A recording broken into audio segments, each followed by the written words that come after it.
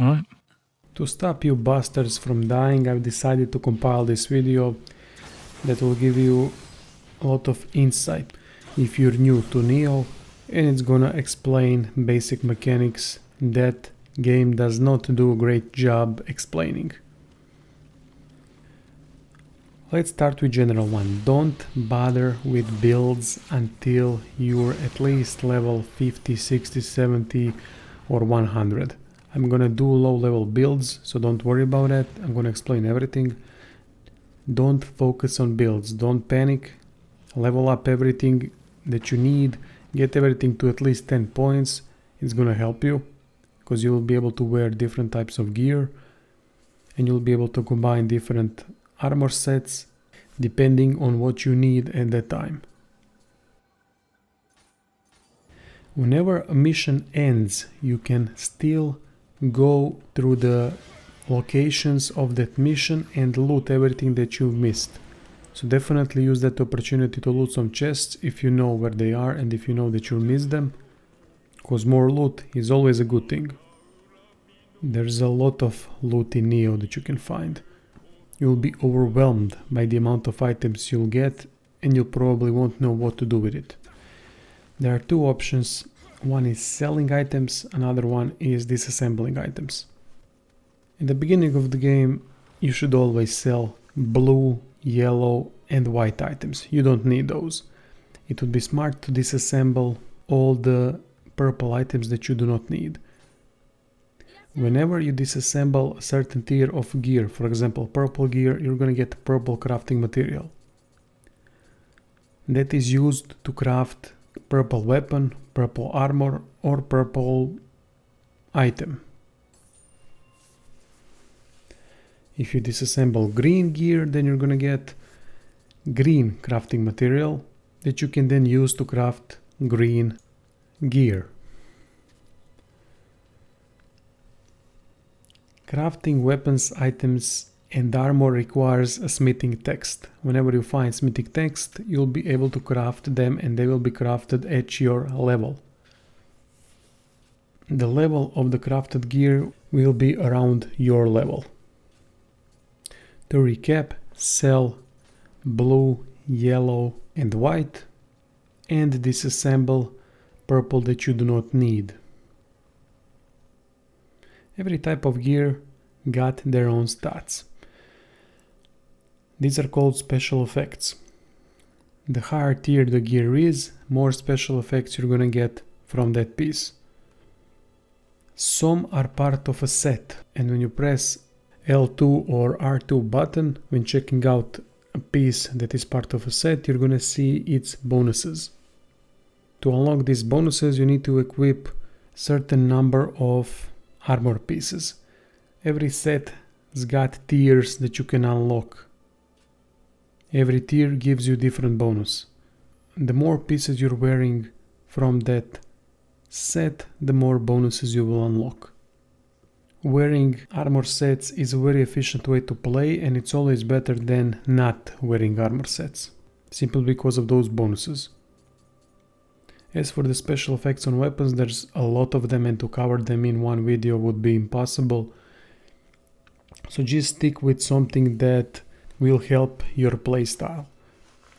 You can press start or options button depending on the gamepad that you have and it will give you a tooltip on what that special effect does. Sometimes it's kinda unclear what they do. If you have any questions, post in comments and I'll try to answer.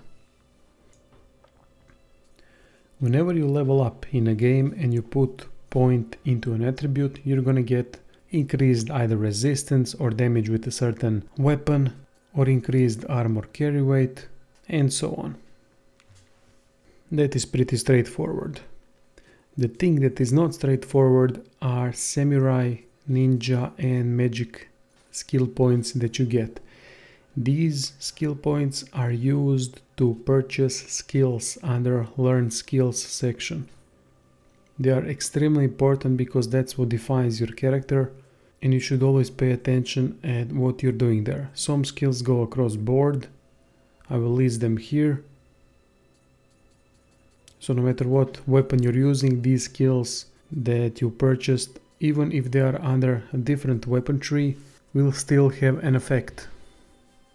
Ninja points are gained by dumping points into dexterity. Omnio magic points are gained by dumping points into magic category, and samurai points are gained by dumping points into pretty much everything else. Don't forget to also use locks that you find throughout the game. They are called samurai locks, ninja locks, omnio locks. Whenever you use those, you permanently gain more skill points. Whenever you put points into dexterity or magic, you're gonna increase magic or ninja jutsu capacity. Jutsu are spells and items that you can use anytime, and they are replenished by getting to the green checkpoint. To equip those, you need to first learn the skill or spell throughout Learn Skills section that I've just showed you, and then use green checkpoint or on the world map equip those jutsu by going to option called Ready Jutsu.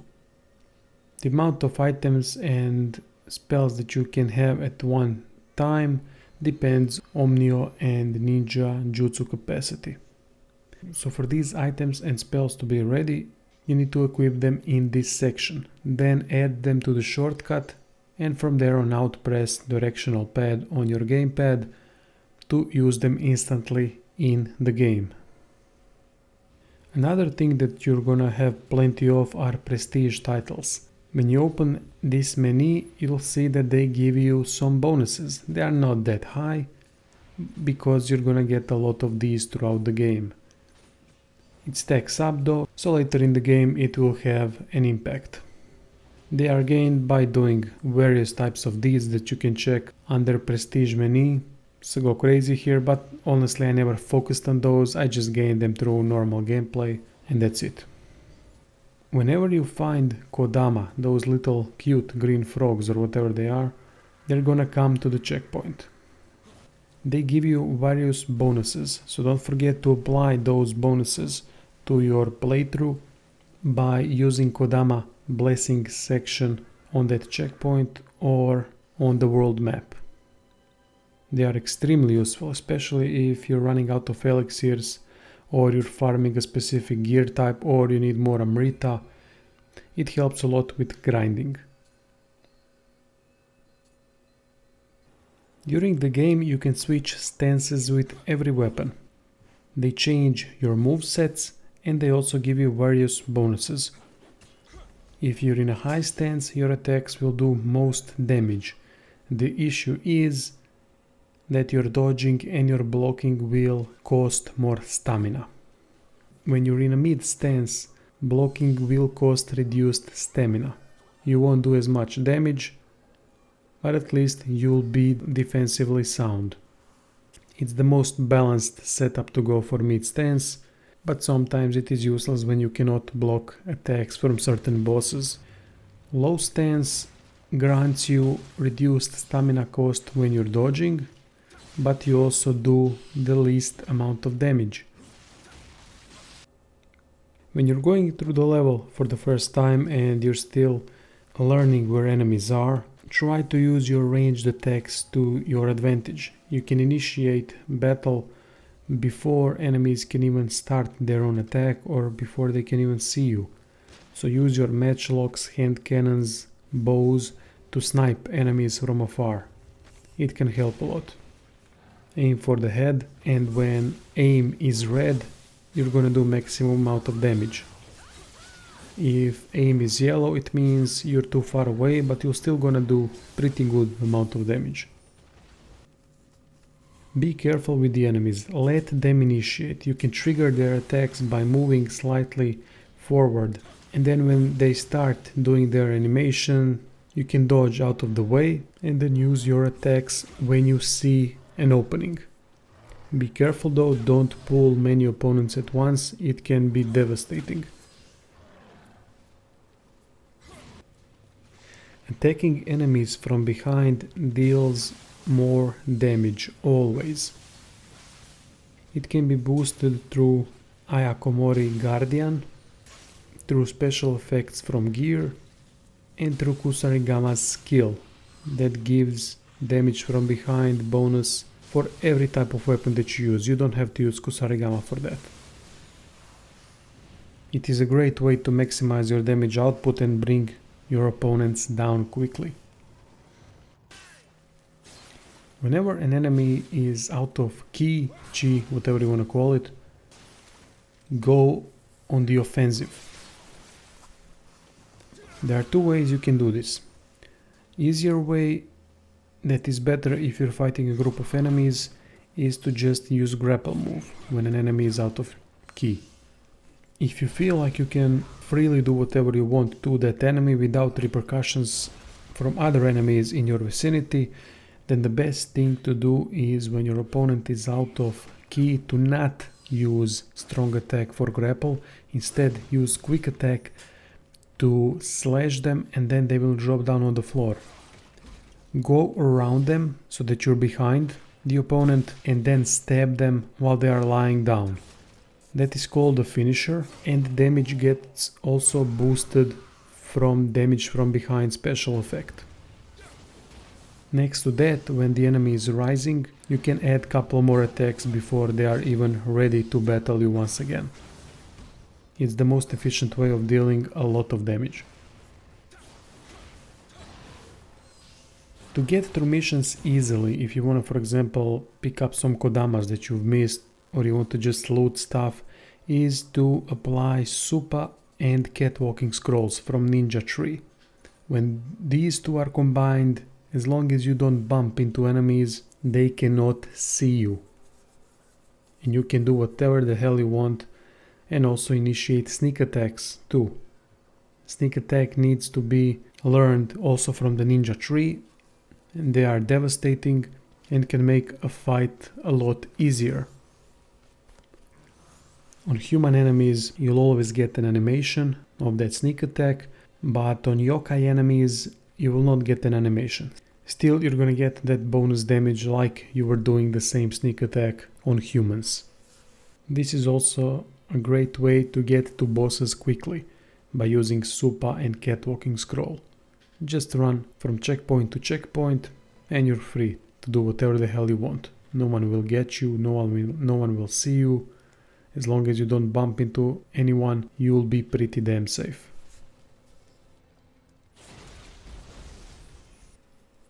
During the missions, you're gonna find these swords in the ground. They are revenants of other players that have fallen.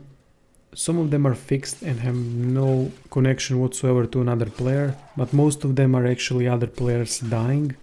So you can use these swords to fight the revenant of another player.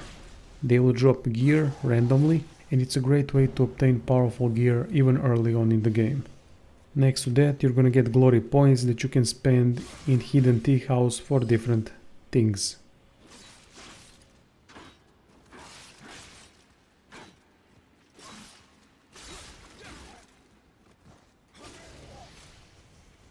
Without ki, you're a dead man.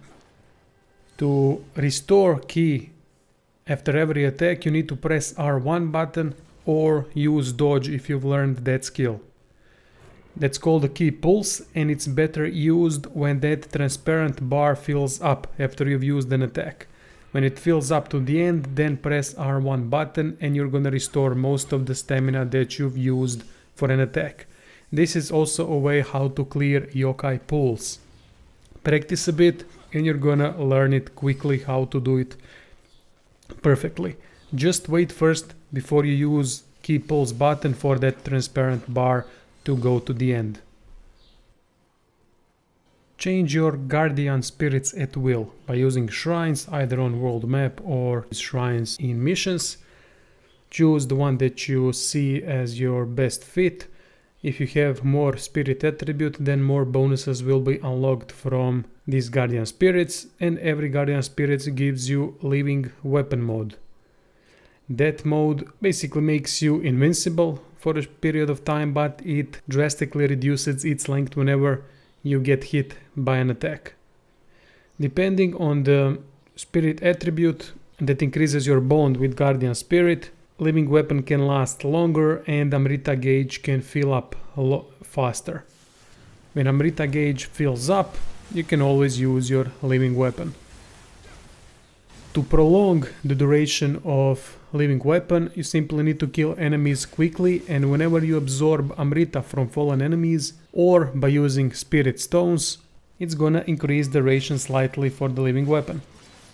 Living weapon is best used against lots of enemies or against tough enemies and tough bosses. During your adventure, eventually you're gonna find walls with eyes. There are two ways how you can do this to get behind them and use the loot or pools or whatever they have hidden in that secret area.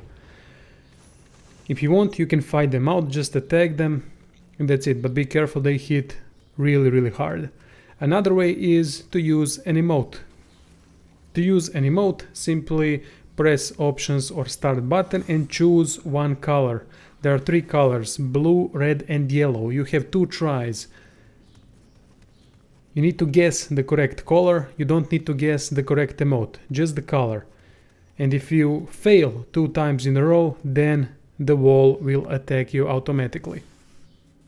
If you guess it, then wall will let you through without the fight, and it's gonna give you items as well. That would be it for this video. Thank you all for watching. There's plenty of more stuff in Nioh, but this video would be endless if I was covering all of it. I hope I did help you out. If you have any questions, please post in comments. There's plenty of more content coming. Thank you all for watching. Special thanks to my patrons, and see you all bastards soon. Toodaloo, motherfucker.